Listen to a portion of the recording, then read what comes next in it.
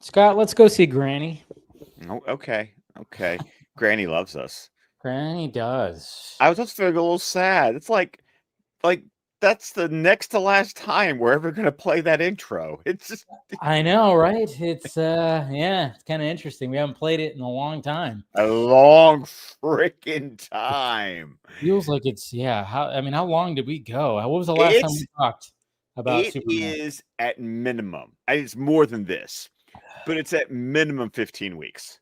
15 weeks. Yeah, because we had a couple of Ernie Altbacker interviews in Well, and our also like guest I spots. feel like once Batman Beyond started, we've pretty much almost gone straight through season two. Like once season two started, it's like I don't know if we ever like I can't remember because it's been that long. Uh, but we've gone through 15 episodes of season two of Batman Beyond, and it's almost feels like once season two started, we just have been going like straight through season two of Batman Beyond. But I don't think we have. But like you said, we had the Ernie episode, so it's 15-ish weeks of no Superman. But like I said, that's also because since I arranged our schedule based on when these episodes aired. Like I said, the last Superman episode, Demon Reborn, aired originally in September of 1999. And then this episode didn't air until February 5th of 2000. Yeah, it's crazy. It's been a crazy journey. Thinking about like all this stuff, and I was even thinking about like this, how we're like, oh man, we're at the end of this. And then, of course, trying to like remember this episode, remembering like certain things about it. But let's say hi to people right here. We got Critic Chris that says, "Love this two-parter. Ended great. Wish we got that one more season of Superman getting back the people's Which trust." was supposed to be the arc. Like Yeah, that, like Paul Dini has said, like that was the intention. This was supposed so when I talk about there being like this secret like season four, like there's actually like this was supposed to be the arc of season four was the fallout from this two-parter. yeah. Sucks that it doesn't. And yeah, Critic Chris, we did talk about the new Batman Adventures. So if you want to go back, there's a playlist. It's all Yeah, there not have for we you. started it, we finished it. Yeah, we started and finished like everything Batman, the animated series, and Batman New Adventures. We have discussed all the episodes, so go check that out. There's a backlog, there's a whole playlist when it comes to all that. So, and then of course, good to see Eric. Love how the consequences of the storyline lead right into the first season of JL, which is what they had to do. Obviously, Actually, no, it doesn't lead this no, This okay. doesn't.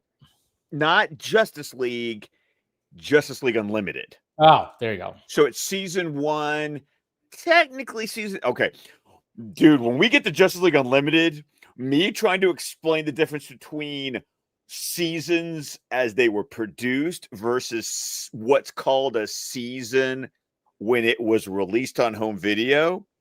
Because on home video, there's two seasons of Justice League Unlimited, but technically, production wise, there's three seasons of Justice League Unlimited. It's crazy. Like me being here, like getting into the minutia of, well, I feel like my kids going, well, actually, according to, This is what happens right here. Well, according to my calculations, yeah.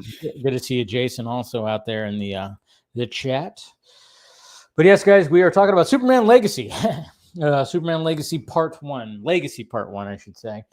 And yeah, I mean, it is interesting when you fire up this episode and it starts playing. You go, what? What's happening? Wait a well, minute. clearly, Huh? well, you see the ship, so you're like, okay, we're dealing with apocalypse, Yes. and what I love about this two-parter ultimately being the finale of Superman the Animated Series is it really establishes Darkseid ultimately as like the big bad of Superman the Animated Series. Like Darkseid ended up being the ultimate the ultimate bad guy. And then as we go on, how Darkseid then not only becomes the ultimate bad guy of Superman, the animated series, Darkseid kind of becomes that ultimate bad guy of the entire DC animated universe. Yes. And I think that's incredible. And especially as we talked about back, especially with, Apocalypse Now, part 1 and 2, how this was a series that even taught me about Darkseid. So it's just Yeah. crazy. Oh, no, I mean, we've talked about that many times of how when it comes to these animated series is the fact that it's like, even with Batman, we got to know more of the characters of Batman.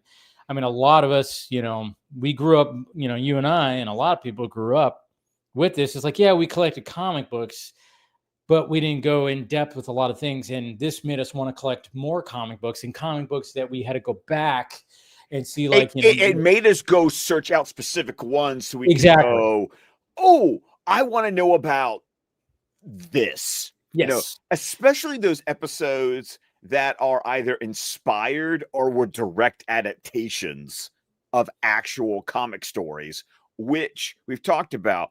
And it kind of connects to this episode as well, because I did a little research. Yeah. Did you research the shit you say? Okay. So this whole I wish you had glasses so you could do the okay. I will get that. I will, trust me. Every year I go to my optometrist. I'm like, is this the year? Like, I have a prescription. I have a prescription, but the thing is that when they do the test of, this is what your eyes look right now, this is what your eyes would look like with the prescription,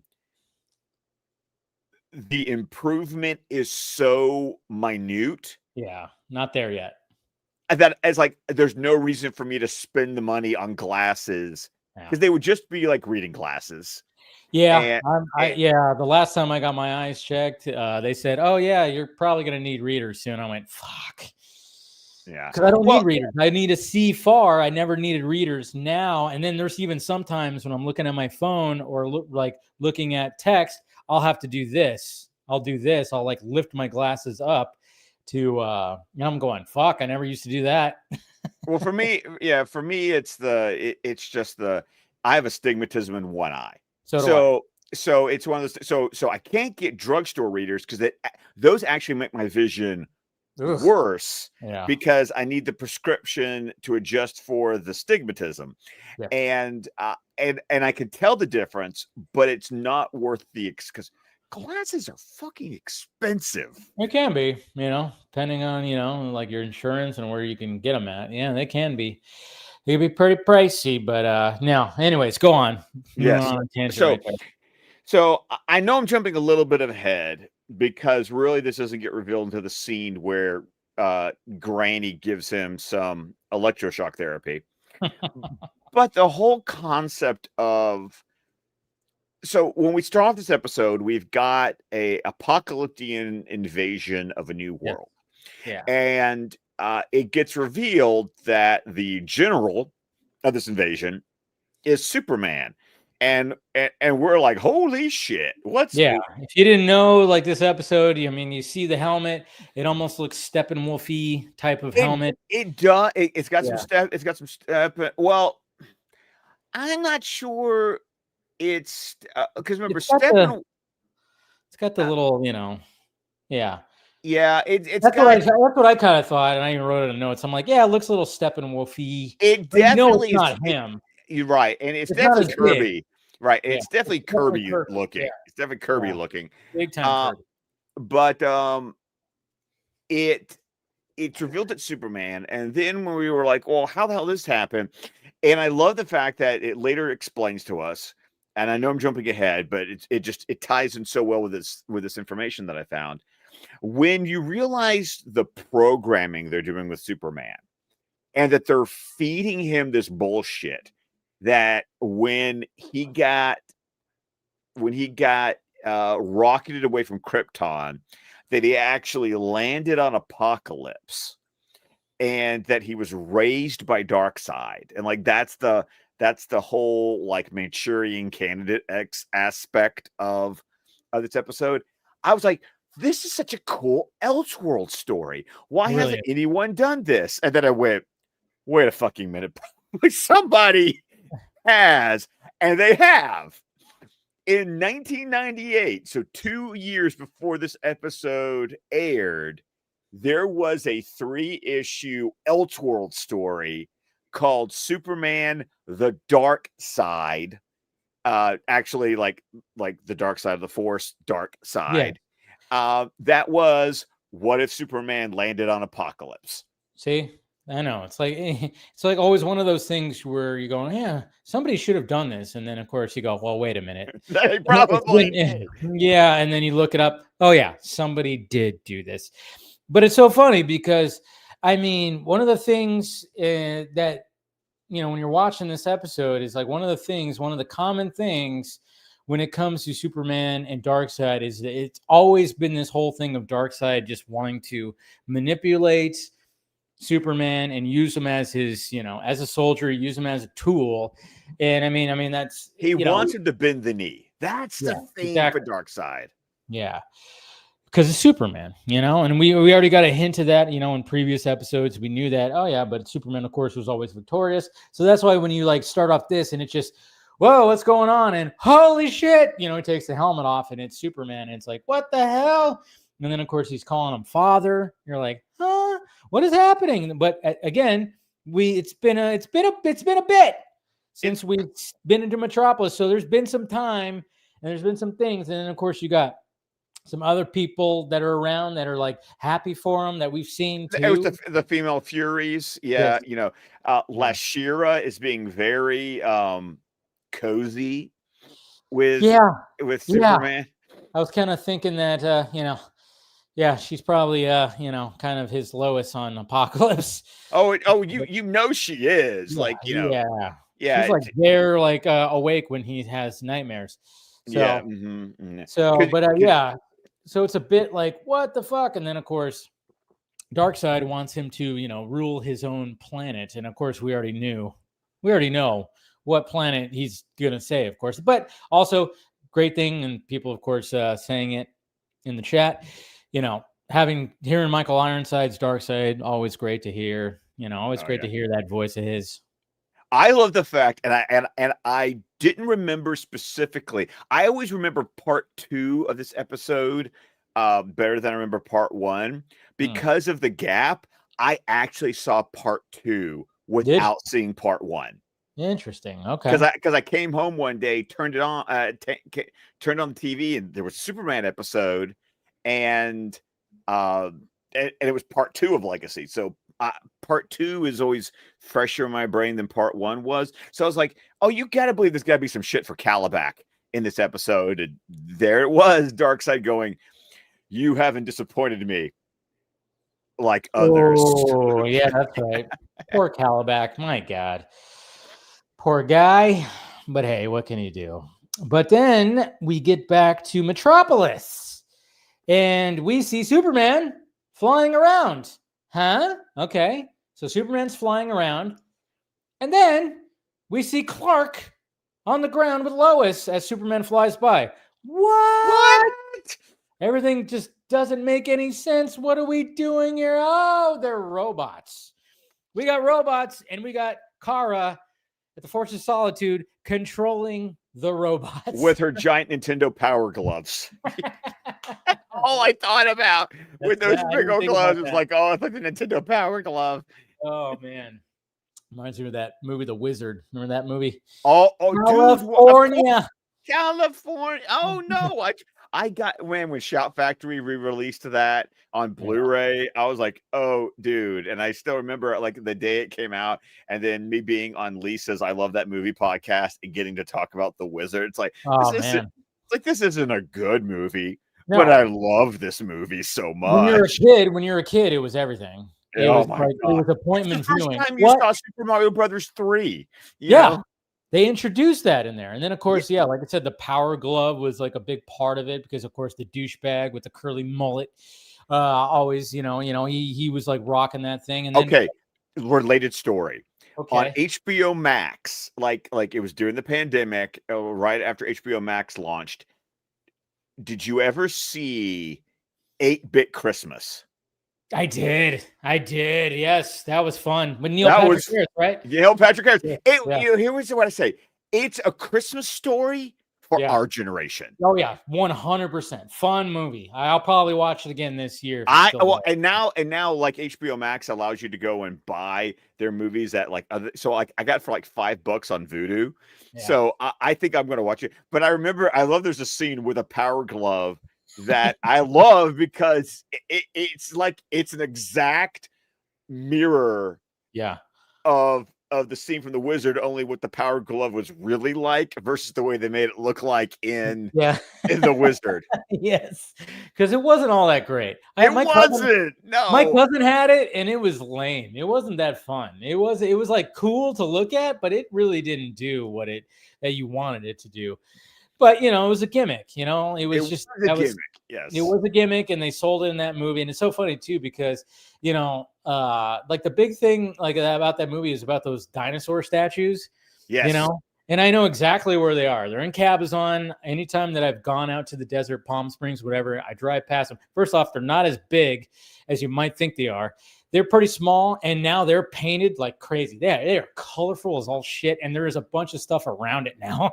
So it's not the same as, of course, it was in the 30 years ago. But it's just funny because I remember seeing that movie when I still lived in Alabama. And I was like, I really want to go see the dinosaur. And like, well, next time we go to California. And then we came to California. And yeah, you can't even go like deep into that. It basically, there's a gift shop like underneath the T-Rex.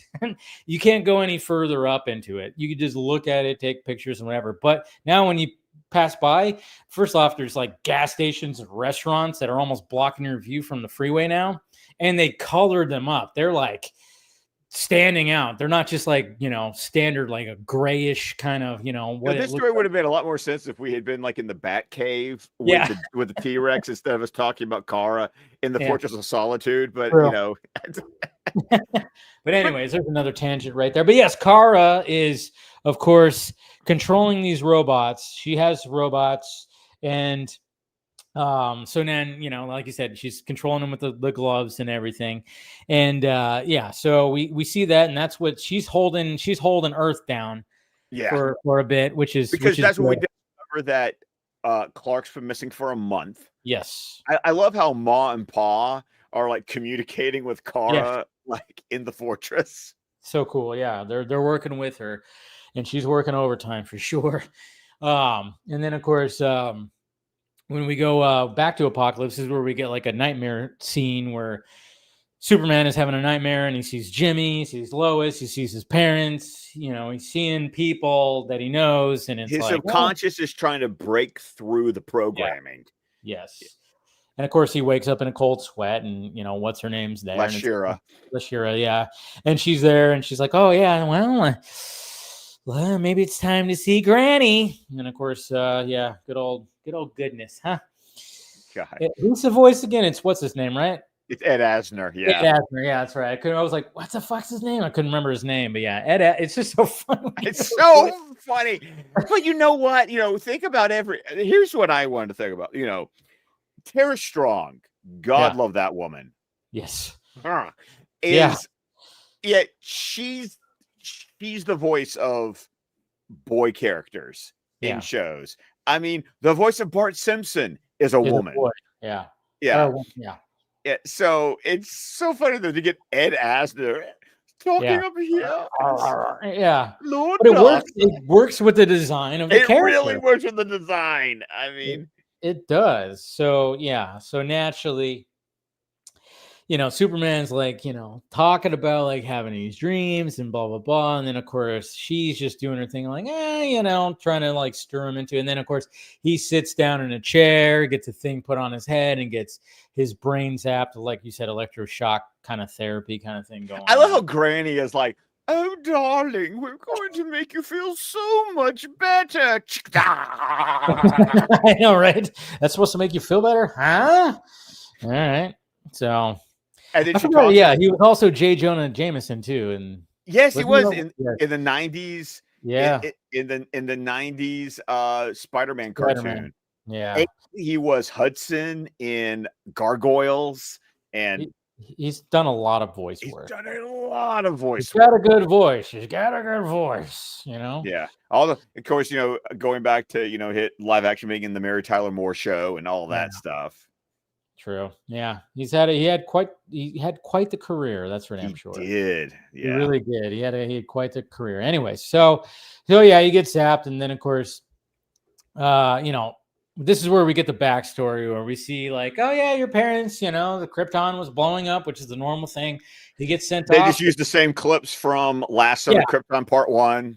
But then he heads to Apocalypse, and then we see like Granny Goodness like finds him, hands him the Darkseid, little baby, baby Cal, and then we kind of get like a similar thing where he's like running, like we see in the opening where he's like running in the field, but he's actually just running in Apocalypse and wearing, the suit, the suit that he basically has, and he's like leaping and doing all the things, and so yeah, we just get like the the new backstory, the new origin story. And so then of course after all that, he feels better, and then naturally Darkseid is just like, all right, time to claim your planet, which is Earth.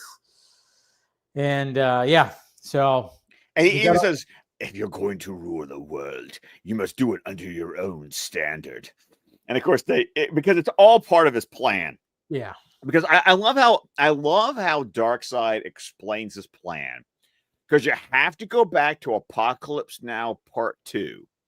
Because when he was invading Earth at the end of that episode, Orion shows up with the forces of New Genesis and it basically said, High Father has declared that Earth is under the protection of New Genesis. yes. So based on the treaty that New Genesis and Apocalypse have, because New Genesis is claiming Earth, Apocalypse can't do jack. Yeah.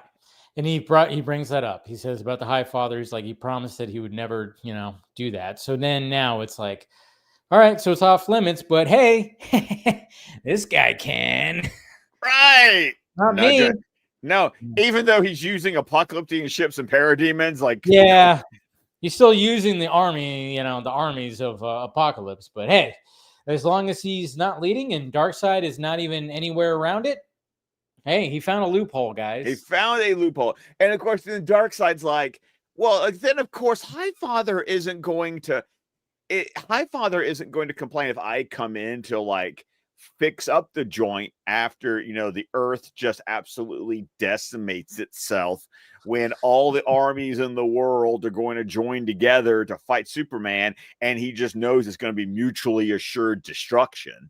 Because he's like, they'll kill Superman will wipe them all out, and then Darkseid gets to claim the rubble that's left over. It's like, hey, I'm just coming in and going, hey, what the hell happened here? Pretty crazy party, huh? It's like one of those kind of things.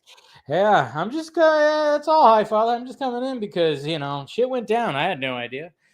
But yeah, so basically, he found that loophole. And then meanwhile, back on Earth in Metropolis, it's night and a Superman robot is flying around, but then all of a sudden it gets deactivated and it just starts crashing into a lot of things.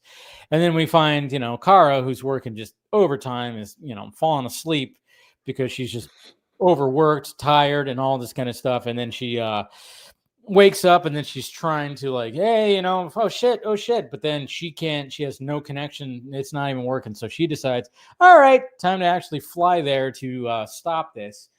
And turns out there was somebody else that was kind of fucking with the robot a little bit. I completely forgot about this part. So it was kind of. I knew once. I was like, because I did too.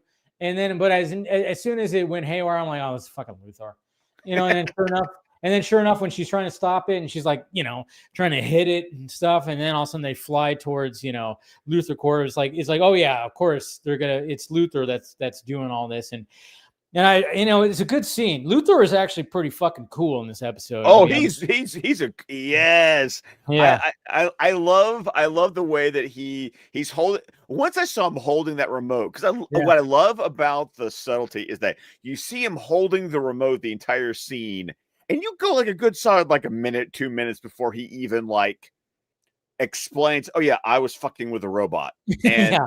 He's like, I knew for a bit that wasn't the real Superman. What the hell? And yeah. So yeah. It's a cool little scene because we've never seen an interaction between Luthor and Kara. And you know what? And that was another thing, because like when he basically introduces himself, I'm like, oh yeah, these two haven't met yet. They have not met, yeah, but she's heard of him, of course. Of course. And so to have a good little exchange, and I even love it too, where like even Kara was like, well, whatever, and then she just grabs the Superman robot, puts it over her shoulder, and just starts walking off. For some reason, I was like, that just looks so funny right there. But at the same time, it's like, yeah, she's just like, fuck you, whatever, I can handle it myself. And then she just puts this big ass freaking robot over her shoulder because she's little, but she's really strong. It just looked cool. I don't know. For some reason, I just like that. I also like how you see Kara's temper when she uses her heat ray vision and like blasts the remote that Luthor is still holding in his hand. And it wounds his hand too. He has to bandage it, which is cool. I know, and that's a cool little thing for the rest of the episode. Yeah. As it's bandaged up. It's like it tracks. It's like those shows that actually pay attention to wounds that characters get, and they like keep the wounds throughout the rest of like the season to like, that's just not gonna magically go away. Like you need to like keep track of that. Yeah. So then after this, we get another returning character, Mr. General Hardcastle. Yes. And you remembered he was a returning character. Yes, I remember he was a returning character. I'm trying to remember which episode, and I'm trying to remember his voice too. Yeah, the voice was Charles Napier was the actor. Right. We didn't really know. Okay, good. Yeah, I was like, it wasn't even though it sounds familiar. But what was the episode that he showed up in? I forgot. He showed up in the Promethean. That's right. Yeah, that was but it's been a while. That was season 2, episode 3. That's how far back. So bringing back General Hardcastle, like this is a pull. That's a pull. Yeah, it's definitely a pull. But I remember I was like, oh yeah, this guy. But I couldn't remember which episode that he came in. But then of course they talk about this project or Achilles. What is it? Achilles? What is it? Achilles. Oh my God. I know. I knew I was gonna disappoint you on this one. Achilles. There you go. Shit. Like your tendon. Yes, that thing, that you don't want to pop in the back of your goddamn ankle. Right. My brother did that. By the way, okay, I know I'm setting myself up for disappointment when I ask this question, but do you know the reference to Achilles? Yes. I watched Troy. Come on. You did watch Troy. Okay. Do you know why it's called your Achilles tendon? I don't know exactly the full-on reason why you call that. Why is it called the Achilles tendon? Because I know that's always a reference to something when somebody's like, oh yeah, that's something that there's always you hear that in movies a lot. You always call it your Achilles heel. Achilles heel, yeah. Yeah. Well, it's because in Greek mythology, Achilles was dipped into the river Styx as a baby. And by dipping him into those waters, it made him invincible. Except for the fact that the one part that didn't get dipped was his heel, which is where the person was holding him when he dipped him in. So his heel was his one weak spot. And then during the Trojan War in the Iliad, they fire an arrow and it strikes his heel, and that's what kills him because they hit his one weak spot. Oof. And every time that, I'm watching a football game or basketball, when I see when you see like an athlete pop that thing, you just go, geez. Because, like I said, it never happened to me, but it happened to my brother. He actually, sometimes my brother thinks that he's a younger man and he should not be doing things that he's doing. And he was playing basketball and he decided to do a little move, and I wasn't there. I just heard about it, and then I saw he had to get surgery on it, of course. And it was, but I saw like the stitches and I was like, good God. But you've seen that so many times where that thing, even like world-class athletes can just move wrong and just pop that thing. And it's like, every time I hear the word or hear the name, I just go, it just makes my nerves kind of twitch a little bit. So we have Hardcastle, who, even though at the end of the Promethean, relented and let Superman do his thing to stop the creature in that episode, clearly it didn't stick. And so here he is running, of course, some government organization being funded by Luthor so that they can take down Superman should the need arise. See, that's what's cool about this is like, when Luthor being obviously always like, 4 steps ahead, he, knowing that these were robots, it wasn't actually Superman, he's been gone for a bit. And then he goes, well, we got something that, we'll see what happens because, this could be our opportunity because he's, obviously always wanted to kill Superman.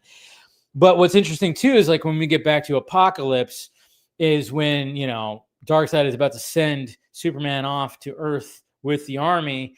They bring in like the little banner thing or whatever, and it's a Superman S. And even Superman goes, because he's seen it in his dreams. He's all, it just seems familiar, but it's so fucking like, goddamn, because they want the people of Earth to be like, oh yeah, guess what? Your hero is now invading you. Haha. Oh, it is such a dick move by Darkseid. It's like, oh yeah, we're gonna drive this home. Yes. And there was a part of me from just thinking about how in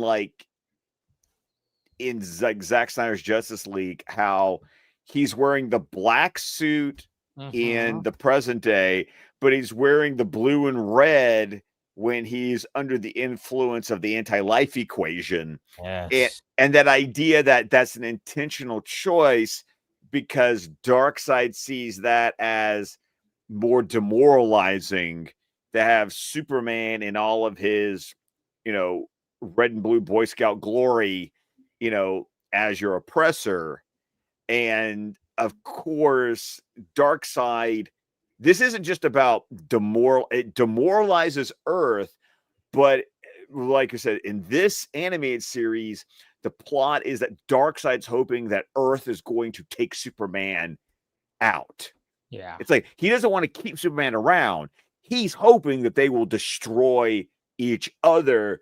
Yes. So, like we said, he can come in the aftermath and, take over the ruins. Yeah, but you're right. I mean, that's the thing is like, even referencing the fact that, I mean, when it comes cinematically, I mean, the closest that we got to something like this is like, yeah, you bring up a good point because some people were kind of wondering like, why in Zack Snyder's Justice League does he have the black costume? And it's like, oh, it's like kind of symbolic of like, oh, he's being reborn in whatever the hell, and he's got to earn back, his symbol. But when we see him in the Nightmare universe, anytime that we've seen him in someone like some future whatever, he's wearing the normal stuff, and it's like, oh yeah, because to have the symbol and like it shows right here, to have the symbol and be like, haha, Earth, your hero is now fucking you up. Yeah, and that's just it's a psyop. It's what it is. There you go, psyop. There you go. That's a good. That's a perfect little term for that right there. So, and then, so that happens. And then, when, back at the Fortress of Solitude, when, Kara is trying to fix the robots with like her laser eyes and stuff, she gets a call from Martha, and Martha's like, have you seen the news? She checks the news, and obviously it's one of those like, a guy somewhere and like, the Vaders came in here, man. It's like War of the Worlds. It's like much. Yeah, but those 6 seconds that you see that news broadcast is way better than that Ice Cube movie. Anyways, I'm just saying. I know you didn't watch it. No, I refuse. Don't even unless you do it on a dare. No, that's why I you know what, that Ice Cube movie, the whole at the whole conversation, all that Yeah. made me do was go on Amazon, and I finally pulled the trigger and bought the 4K of Tom Cruise War of the Worlds, directed by Steven Spielberg. Which is a great movie. Yes, great, fantastic remake. That Ice Cube movie. I mean, watch it for a gag if you want to. But anyways, enough of that.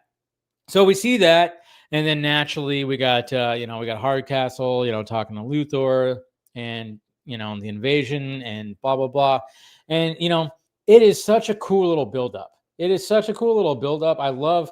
And this is where I want to like start the little clip right here, because it's just with like the music and everything.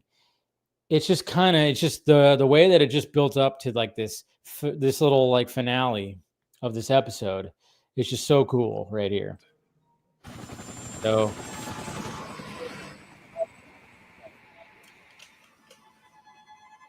that music. Oh god, what is the music? Strings?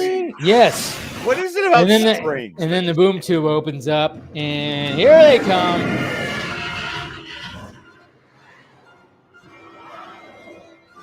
I mean, the score is just freaking killer. Gunfire, yeah. It's like action, bang, bang, this, that. It's like, oh yeah, some of those parademons are getting killed. Yeah, but we don't see it. Yeah, well, of course. Of course, Lois and Jimmy. Superman's really doing this. Believe it. Believe it. Yeah. Those pilots would have survived. I mean, they ejected. But, Jimmy, get out of the way. Come on. Get out of the way, Jimmy. Someone's got to talk to him, reason with him. Well, who's going to do that, Lois? Are you crazy? Dumb yes, question. Jimmy. And again, I mean, we want to talk about Zack Snyder's Justice League. Who's going to reason with an evil Superman? Lois Lane. But I want to also, and I know this is like. Clark. There's Kara, fine. What do you think you're doing? My father's will. Oh.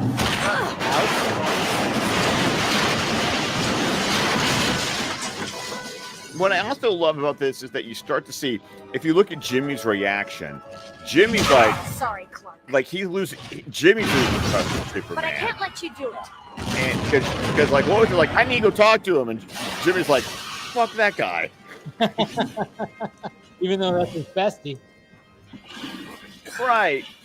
But it's like, it's interesting to watch Jimmy, shield, like, you're against starting me, to see that then erosion die. front, between Superman and Earth that this episode is setting up. Mm-hmm. What kept you? We're running out of time. Jesus Christ. I Even wanted to Mercy has deliver still this has to personally. open up the door for Lex even during this time. Yeah. Remember, Like, General, you're you're only going to get kryptonite one gun. shot. Make it count. Make it count. It's really funny because when he said that, I was like, why would this gun only have one shot? And then it was like, oh, there's rockets and a Superman, laser. stop! Yeah. You'll kill her. See? There we go. Lois. Yeah, it's me, Lois. There's something about Dana Delaney's delivery. Yeah, Tried it's to me, help, Lois. protect. This is like- not quite Destroy? Zack Snyder's happened Justice to League, you? I don't. She's But more stern. Yeah.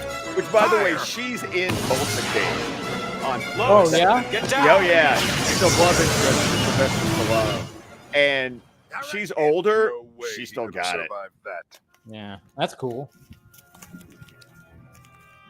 Dun, dun, dun. Superman?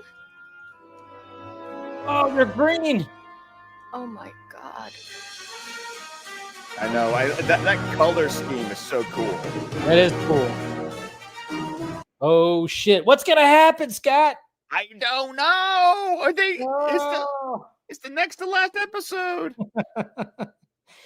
It's a cool ending. Really cool ending.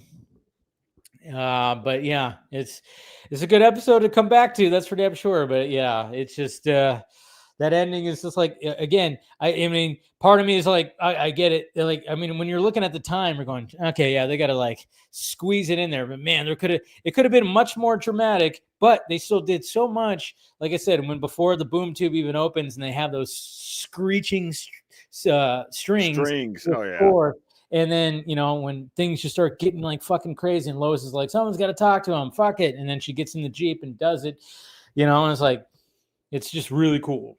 I think what I forgot was just how much setup is in this episode. Like this episode moves quickly, but it's a lot of setup.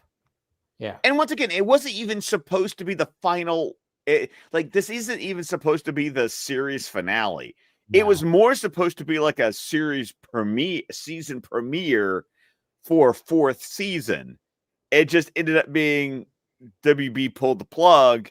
Ugh. And they're like, we're done with Superman. Because, once again, Batman Beyond is in full swing at this point. And so they're ready to move on. Yeah. And it's, it's probably a ratings thing where they were like, Batman Beyond's getting some good ratings. And then, but, soon that ends. And then all of a sudden it's like, and then we get all the other stuff, which, of course, we're going to cover. But yeah, there it is. Part 1 of Legacy. And a good part 1 for sure. And I'm trying to remember. I will say that as far as part 1s go, this one, we've always kind of discussed that whenever these animated series do part 1s and part 2s, we sometimes struggle with part 1. We either struggle with part 1s because all the good stuff's in part 2, or there's all the story in part 1, and by the time we get to part 2, it's all action. Well, if you're looking at Two-Face or Feet of Clay, the part 1s were the best ones. No, part 2s were the best ones. You thought so? Okay, take that back. Feet of Clay part 2 is the better part. Two-Face part 1 is the better part. Heart of Steel, I feel like part 1 and part 2 were like they were pretty even. Yeah. A lot of the Supermans, I remember that part 1s were a lot of story, part 2s were a lot of action. I think like the Main Man, Apocalypse Now. Apocalypse Now part 2 is amazing because Apocalypse Now part 1 was just basically Scott and Dave learn about the fourth world. Right. But yes, next week, guys, we're going to be talking about this part 2, and then that'll be it when it comes to Superman the animated series. Another one bites the dust. I know. We've already got done with Batman. Then we're gonna be done with Superman. Yeah, crazy. Yeah, but what I've been telling Dave is he's gonna long for these days because once we finish season 2 of Batman Beyond, our lives on this stream get interesting. Yeah, because it's going to be jumping all over the place when it comes to what we're going to be talking about, and it's going to be even shit that I didn't even watch. No, it's going to be shows that even I didn't watch. Yeah, yeah. So this is not going to be Dave and Scott like nostalgically watching episodes. No, we're going to be going. This is going to be first time watches. You're going to see us in real time going, okay, I haven't seen this at all. Yeah.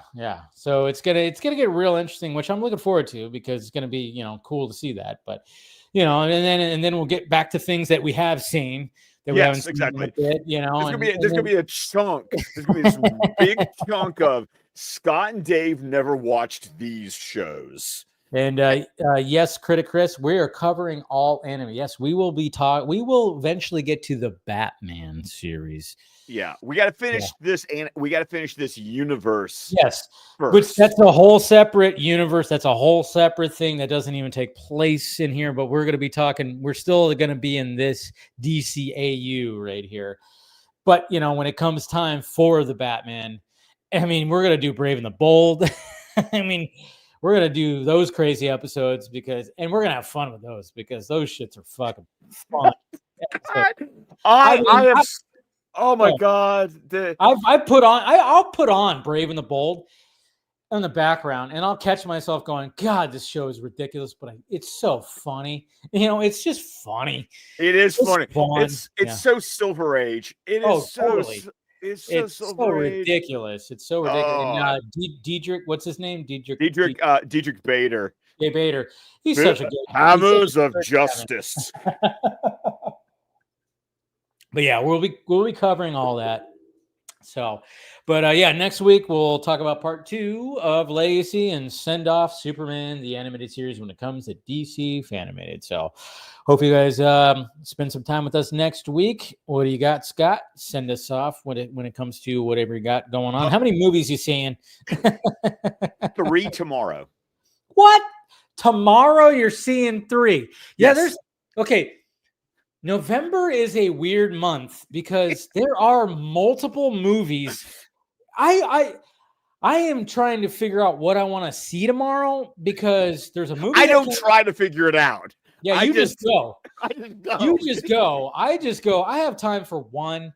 And then it's like You I go have to A, pick. B, C, Yeah. and I do D, all of the above. Yeah, you do all the above because I'm like we had Osgood Perkins with his new movie. It came out last week, Keeper, that I like. I'm kind of digging what he's been doing, so I almost want to go see that. Then you got Sisu, the second one. The second one, yes. Yeah, that I'm thinking about because I like the first one. I Then didn't see the first one, so I saw the trailer for the second one when I saw the Smashing Machine, and I was like, "This is interesting." Oh yeah, it's very interesting.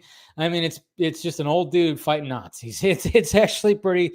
With the dog. Oh, okay. Well, is the first one Nazis? Because the second one's he's fighting the Soviets. Yeah. First one is Nazis. The first one he's fighting Nazis. The second one, I guess it's a whole different thing. But I hear the second one's even crazier. Which the first one is batshit fucking crazy. It's from the guys who did John Wick and shit. So, producers and stunt choreographers and all that stuff. They did the John Wick movie, so the action's fucking good. And then you got the Rental Family. That's one of the three. That's one of the three I'm seeing tomorrow. I was seeing Rental Family. Okay. So what else? Okay, so I've got So follow me on X, Scott DC27. Yeah. Follow me on Vero at Scott McClellan. Follow me on Letterboxd. That's the big one. At Scott McClellan at Scott DC27. Because first off, and then also make sure you subscribe to the 602 Club podcast. Matt asked me back, and we had a wonderful hour-long discussion about The Running Man. Nice. And so we recorded it Monday night. It is dropping sometime in the next day or two. So check that out. I show up on that. I have been blessed to be a guest on that podcast many times. So because I was on there. Oh man, I forgot what I discussed last time I talked about Kingdom of the Planet of the Apes. But yeah, if you want to hear my more expanded thoughts on The Running Man after the vodka stream last Friday. But then, yes, tomorrow, Dave hates this. He's going to laugh at me. I've already told him this. You're going to see Wicked. You're going to see Wicked. I'm doing the double feature. Oh, that's right. You are seeing the double feature. Oh, good luck. Because I've never seen the first one. Yeah, I didn't see the first one either. And I wasn't interested in the first one. Me neither. But the second one is where stuff gets darker. Yeah. And then it starts really touching into Wizard of Oz. Yeah. So when the opportunity came, that was like, for me, it's like ripping the Band-Aid off. It's like, you might as well. I get it. Because I always thought it was weird that you take a Broadway musical and you divide it up into 2 movies. So I'm like, I know I'm not going to watch half of it. I mean, granted, I'm being a hypocrite because I did that with Dune. I was like, I had no problem I'm going in to watch half a novel, but no. So I'm going to get off work in the morning because I'm doing an overnight shift tonight. I'm going to get like a 3-hour power nap. And then I'm going to sit down because all combined with intermission, it's 5 hours and 12 minutes. Jesus. Man, you are a trooper, dude. And then you're going by yourself? I'm going by myself. Wow, no. Oh man, of course, Yeah. And then tomorrow night, I'm going to go see Rental Family. Yeah. I kind of want to see that too. It looks interesting, Brendan Fraser. I just want to support He's so Brendan Fraser. He's so goddamn likable. God I damn mean, it. I didn't really care for the whale all that much, Yeah. but I appreciated the It broke my performance. heart, man. It made me fucking tear up. That I movie know made me tear up. his performance is amazing. Yeah. So this one just looks life affirming and Yeah. charming, and so I'm just like, Yeah. And see, dude, this is what I have tomorrow. I'm going. I got a thriller horror type movie from Osgood Perkins that I want to see because I'm like, what the fuck is this movie? And I know he's been on a good track record. oh, when it Long Legs and the Monkey are were fucking fantastic. fantastic. And then I'm going, but then I could see something lighthearted, like, and I like Brendan Fraser, and I'm like, it looks good.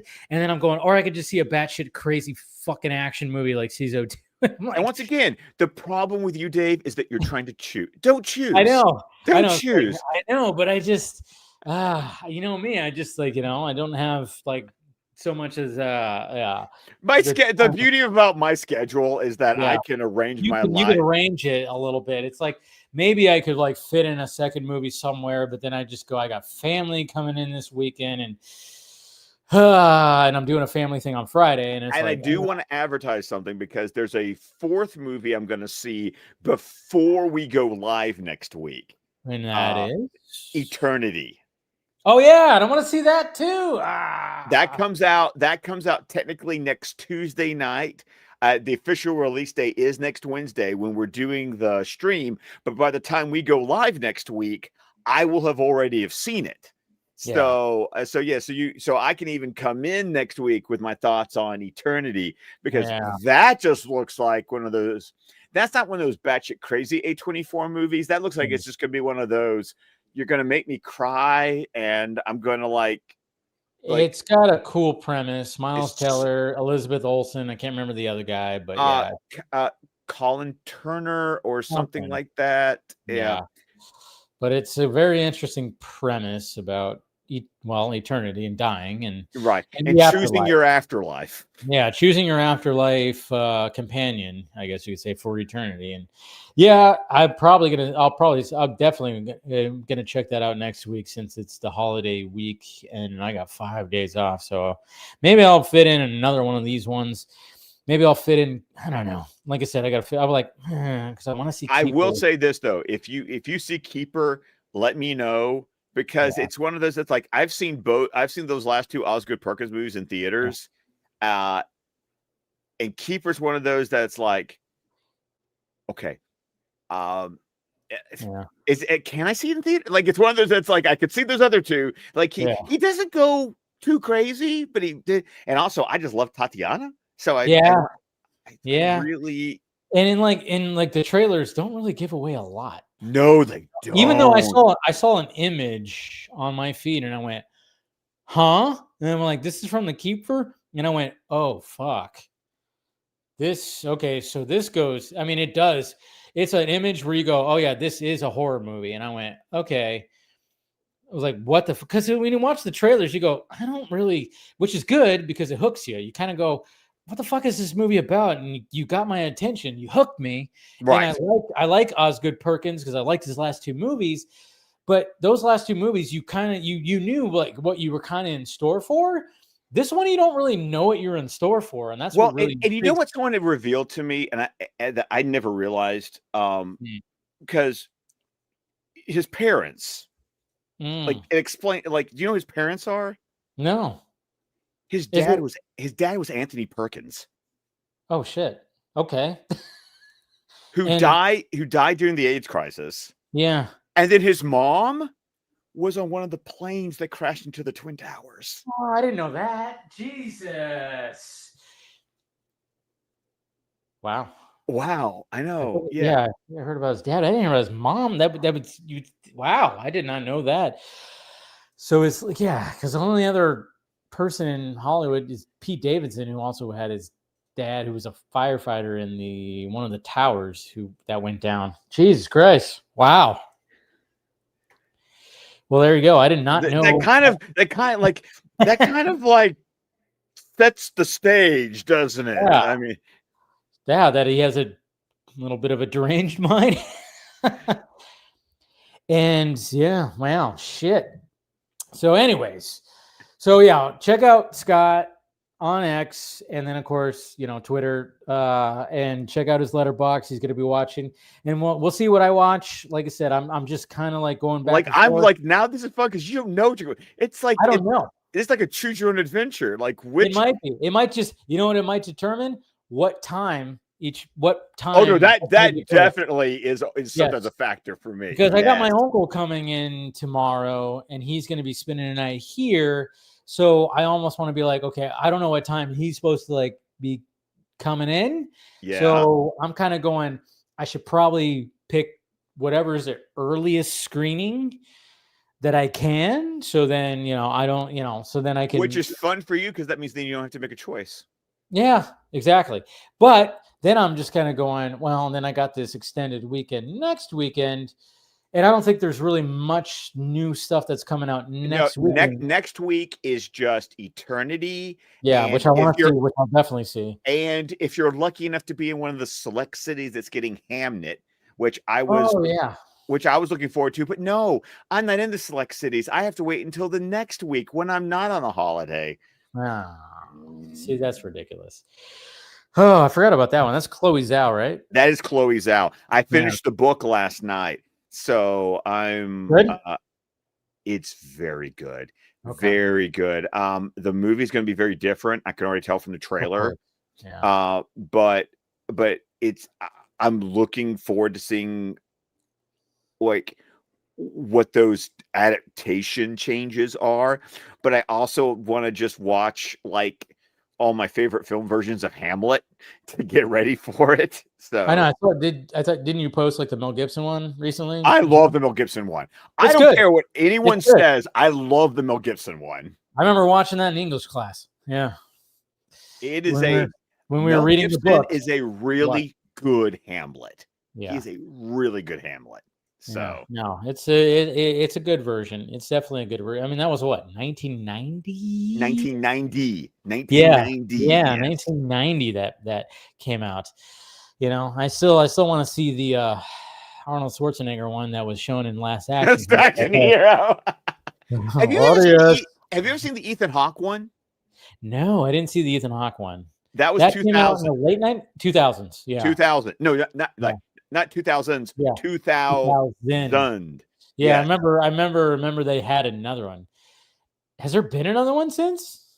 I think that's it, right? There hasn't been another Hamlet. There was I remember seeing the old one too. I saw the old one. Oh, the one with Laurence Olivier?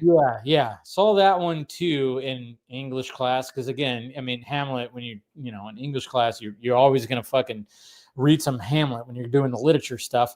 And then, teachers are like, "Yep, we got to watch the movie now. Here, send a permission slip to your fucking parents if you want." Theatrically, because there's been like like the BBC has done some stuff.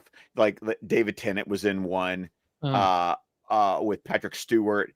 But theatrically, you've only got Laurence Olivier, Mel Gibson, the Kenneth Branagh one, and Ethan Hawke, which is funny because Ethan, in theaters, that was it. But it was funny. I saw a story that Ethan Hawke in Hamlet is what helped him get the role for Training Day. That's interesting. But it was more of a, like Eric is saying, it's like more of a modern day. No, it was set in modern day in 2000 because he does the to be or not to be speech in a blockbuster. Yeah, that was more of a modern day version. That's interesting. Yeah, but Bill Murray was in it as Polonius. Oh, wow. Yeah. Julia Stiles was Ophelia. Oh, wow. Like you watch the cast and it's that late 90s, early 2000s like movie cast. Yeah, when you said Julia Stiles, I mean, she was everywhere during that time. She was like the it girl during that time. She was the it girl at that time. She really was the it girl for about a 4-year stretch. She was like just popping up in all kinds of things. So, all right, guys, there's another little tangent at the end of this. So, yeah, check out. We'll see what I watch, but Scott's watching everything. So, follow him, do all that. And like I said, come back next week for the conclusion when it comes to Superman, the animated series. It'll be sad to see it go, but hey, it's got to happen. And then, of course, yeah, we got the Vodka stream on Friday, which, there's plenty to talk about. Look forward to some videos that, I've been, touching base with, when it comes to the DCU.